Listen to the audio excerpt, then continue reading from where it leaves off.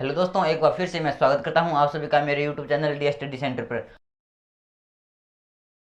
तो दोस्तों, आज किस क्लास में हम पढ़ेंगे कक्षा 12 के मैथ की प्रश्नावली नंबर 5 सांतत्य तथा अवकलनीयता का उदाहरण नंबर 34, 35 और उदाहरण नंबर 36। तो ये स्टार्ट करते हैं अपना उदाहरण नंबर 34। तो दोस्तों, उदाहरण नंबर 34 है कि यदि x का मान अपने पास a cos थीटा और y है a sin थीटा, तो हमें ज्ञात करना है dy बटे dx। तो सबसे पहले करेंगे इसका हल। अब यहाँ पर x है अपना a cos थीटा, चूंकि x अपना a cos थीटा। अब दोस्तों यहाँ पर ये अपना cos थीटा, तो यहाँ पर इसका हम x के सापेक्ष अवकलन कर नहीं सकते। तो सबसे पहले करेंगे हम इसका थीटा के सापेक्ष अवकलन। तो लिखेंगे थीटा के सापेक्ष अवकलन करने पर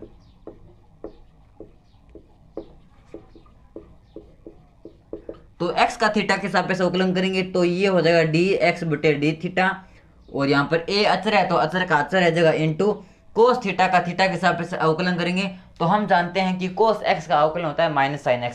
तो ये जगह अपना माइनस साइन x और x की जगह अपना थीटा, तो इस प्रकार कोस थीटा को हो गया माइनस साइन थीटा।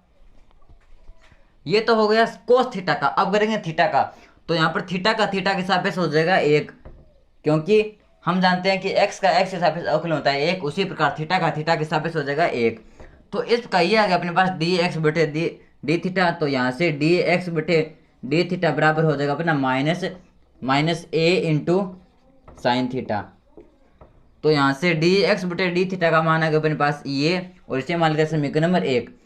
अब है अपने पास, चूंकि यहाँ पर लिखेंगे पुनः, अब यहाँ पर y दिया है अपने पास, y का मान है a इंटू साइन थीटा। अब इसी प्रकार इसका करेंगे थीटा के सापेक्ष अवकलन। तो लिखेंगे थीटा के सापेक्ष अवकलन करने पर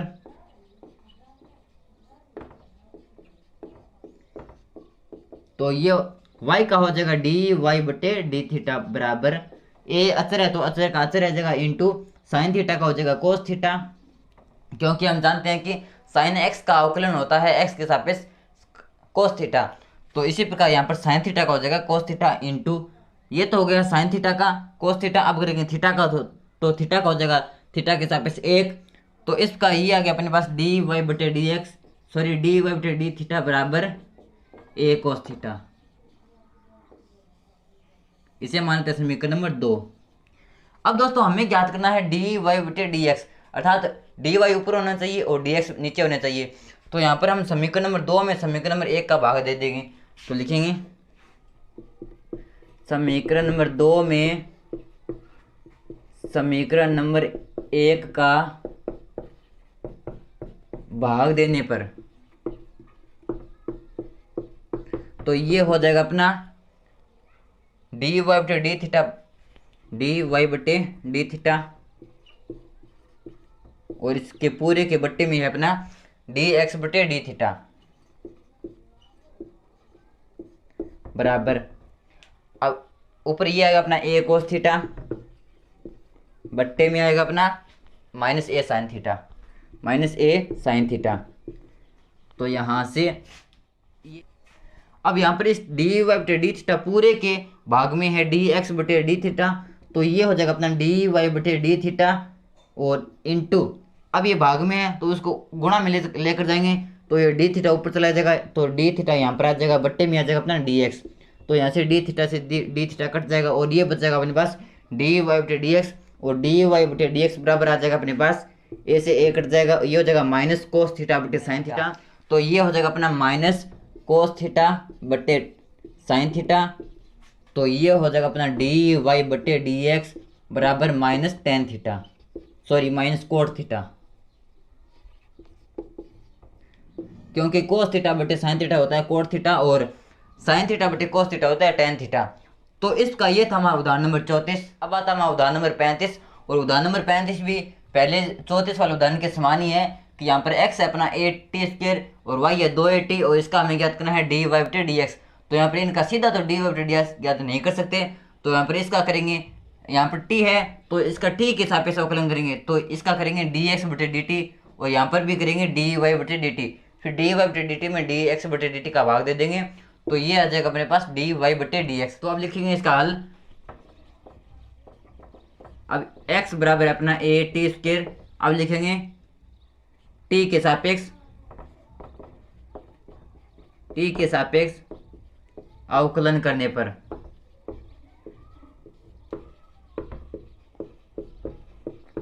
तो टी के सापेक्ष अवकलन करेंगे तो ये हो जाएगा डी एक्स बटे डी टी बराबर ए अचर है तो अचर का अचर है जगह इंटू यहाँ पर टी स्क्वायर है और टी स्क्वायर का करना है टी के सापेक्ष अवकलन। और हम जानते हैं कि एक्स स्क्वायर का होता है एक्स के सापेक्ष 2x, क्योंकि हम जानते हैं कि x की पावर n का अवकलन के सूत्र का होता है n इंटू एक्स की पावर n-1, अर्थात पावर आगे आ जाती है और फिर पावर के अंदर से एक a घट जाता है। तो यहाँ पर टी स्क्वायर का हो जाएगा 2t इंटू टी का हो जाएगा टी के सापेक्ष 1, क्योंकि हम जानते हैं कि एक्स स्क्वायर का अवकलन होता है एक्स के सापेक्ष, सॉरी एक्स की पावर n का अवकलन होता है x के सापेक्ष n इंटू एक्स की पावर n-1।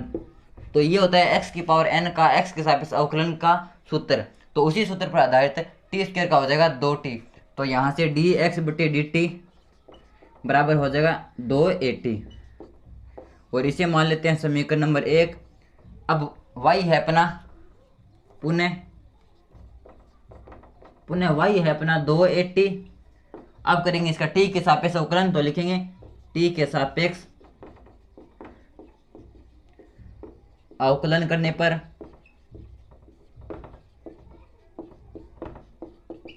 तो ये हो जाएगा डी वाई बटे डी टी बराबर 2 अचर है तो अचर का अचर है जगह इंटू ए अचर है तो ए अचर का अचर है जगह इंटू टी का टी के सापेक्ष अवकलन हो जाएगा 1।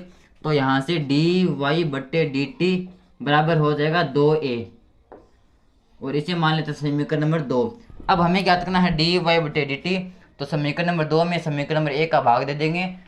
तो यहाँ से समीकरण नंबर 2 में समीकरण नंबर 1 का भाग देने पर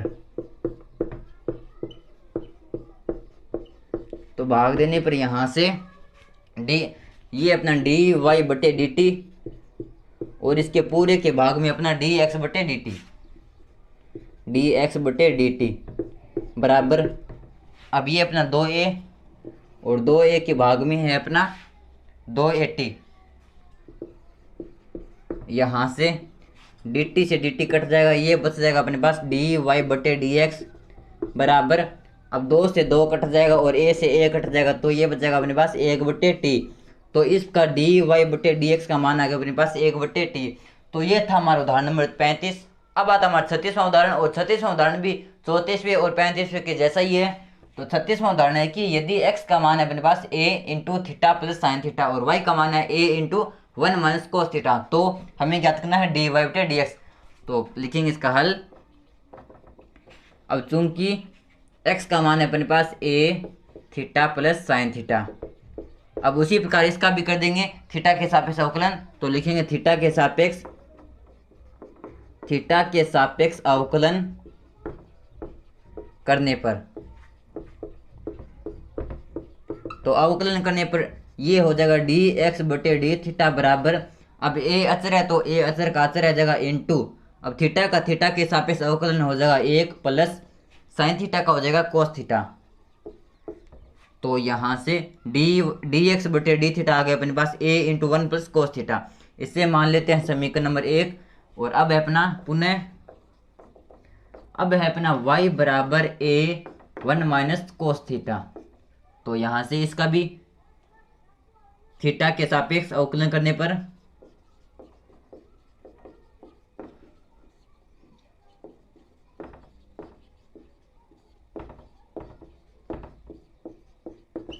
तो ये हो जाएगा डी वाई बटे डी थीटा बराबर ए अचर है तो अचर का अचर है जगह इंटू 1 अचर है तो इसका अवकलन हो जाएगा 0 माइनस कोस थीटा और कोस थीटा का अवकलन होता है माइनस साइन थीटा। तो यह हो जाएगा माइनस साइन थीटा। तो यहाँ से डी वाई बटे डी थीटा बराबर हो जाएगा ए माइनस माइनस का गुणा होकर हो जाएगा प्लस यानी प्लस का साइन थीटा।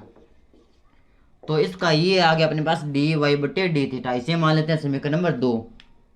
अब हमें ज्ञात करना है डी वाई बटे डी एक्स। तो समीकरण नंबर 2 में समीकरण नंबर 1 का भाग दे देंगे। समीकरण नंबर 2 में समीकरण नंबर 1 का भाग देने पर, तो भाग देने पर ये हो जाएगा डी वाई बटे डी थीटा, इस पूरे के भाग में आ जाएगा डी एक्स बटे डी थीटा बराबर। अब यहाँ पर ये अपना ए साइन थीटा बट्टे में ए बट्टे 1 प्लस कोस थीटा, तो यहाँ से डी थीटा से डी थीटा कट जाएगा, ये बचेगा अपने पास डी वाई बटे डी एक्स बराबर। अब ए से ए कट जाएगा, ये हो जाएगा साइन थीटा बटे 1 प्लस कोस थीटा, तो इसका डी वाई बटे डी एक्स आ गया अपने पास साइन थीटा बटे 1 प्लस कोस थीटा। अब इसको आगे हल करेंगे तो हम जानते हैं कि साइन 2 थीटा का सूत्र होता है 2 sine theta into cos theta, तो यहाँ पर साइन थीटा का हो जाएगा 2 साइन थीटा बटे 2 इंटू कोस थीटा बटे 2, तो यहाँ से डी वाई बटे डी एक्स बराबर हो जाएगा, साइन थीटा की जगह लिख देंगे 2 साइन थीटा बटे 2 इंटू कोस थीटा बटे 2 बट्टे में, और यहाँ पर हम जानते हैं कि 1 प्लस कोस 2 थीटा बराबर होता है 2 कोस स्क्वायर थीटा, तो 1 प्लस कोस थीटा हो जाएगा 2 कोस स्क्वायर थीटा बटे 2, तो ये हो जाएगा 2 कोस स्क्वायर थीटा बटे 2।